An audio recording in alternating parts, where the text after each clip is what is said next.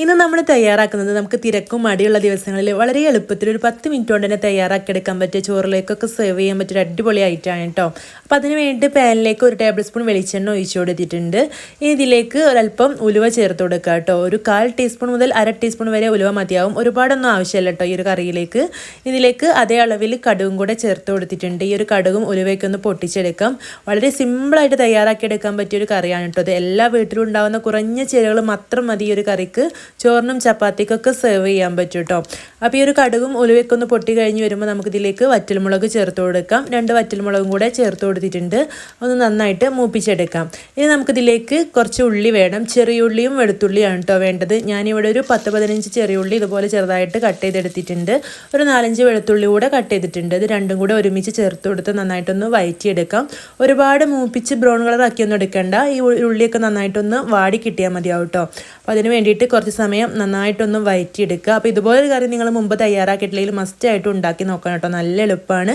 ഇതിലേക്ക് എരിവിന് ആവശ്യമായിട്ടുള്ള മുളക് പൊടി ചേർത്ത് കൊടുക്കാം. ഞാനിവിടെ 1 ടീസ്പൂൺ കാശ്മീരി മുളക് പൊടി ചേർത്ത് കൊടുത്തിട്ടുണ്ട്.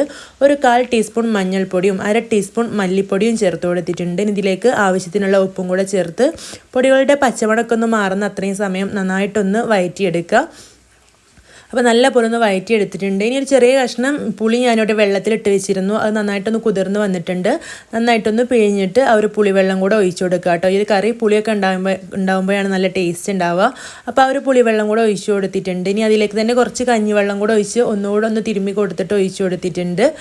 അപ്പോൾ ഈ ഒരു പുളിയെല്ലാം ഇതിലേക്ക് ഒഴിച്ചു കൊടുത്തിട്ടുണ്ട്. നന്നായിട്ടൊന്ന് തിളപ്പിച്ചെടുക്കുക. അപ്പോൾ ഇത് നന്നായിട്ടൊന്ന് തിളച്ച് കഴിയുമ്പോൾ ഇതിലേക്ക് പപ്പടമാണ് കേട്ടോ ചേർത്ത് കൊടുക്കുന്നത്. നന്നായിട്ട് 2 പപ്പടമാണ് ഇതുപോലെ ഒന്ന് കഷ്ണാക്കിയിട്ട് ചേർത്ത് കൊടുത്താൽ മതിയാവും.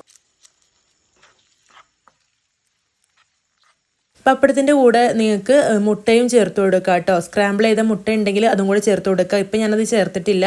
ഇങ്ങനെ പപ്പടം മാത്രമായിട്ട് തയ്യാറാക്കി എടുക്കുകയാണെങ്കിലും രണ്ടും കൂടെ ചെയ്തിട്ട് തയ്യാറാക്കി എടുക്കുമ്പോഴും ഇത് നല്ല ടേസ്റ്റാണ് കേട്ടോ.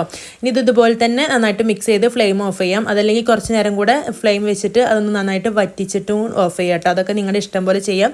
കറിയാക്കിയിട്ട് വേണ്ടവർക്ക് ഇത് ലൂസാക്കിയിട്ട് കറിയാക്കിയിട്ടും കഴിക്കാം. ഇതുപോലെ വറ്റിച്ചിട്ടാണ് വേണ്ടതെങ്കിൽ അങ്ങനെയും കഴിക്കാം കേട്ടോ. ഞങ്ങളിത് വറ്റിച്ചാണ് എടുക്കാറുള്ളത്. അപ്പോൾ ഇത് റെഡി ആയിട്ടുണ്ട്. ഫ്ലെയിം ഓഫ് ചെയ്യാം. ഇത്ര എളുപ്പമാണ്, നല്ല ടേസ്റ്റുമാണ് കേട്ടോ. ഇതുണ്ടെങ്കിൽ പുളിയും എരിവും ഒക്കെ ആയിട്ട് നമുക്ക് വേറൊരു കൂട്ടാൻ്റെ ആവശ്യമൊന്നുമില്ല. നന്നായിട്ട് കുഴച്ച് കഴിക്കുമ്പോൾ നമുക്ക് ചമ്മന്തിയോ അച്ചാറൊക്കെ കൂട്ടിയിട്ട് കഴിക്കുന്ന ഒരു ഫീലാണ് കേട്ടോ. നല്ല ടേസ്റ്റാണ്.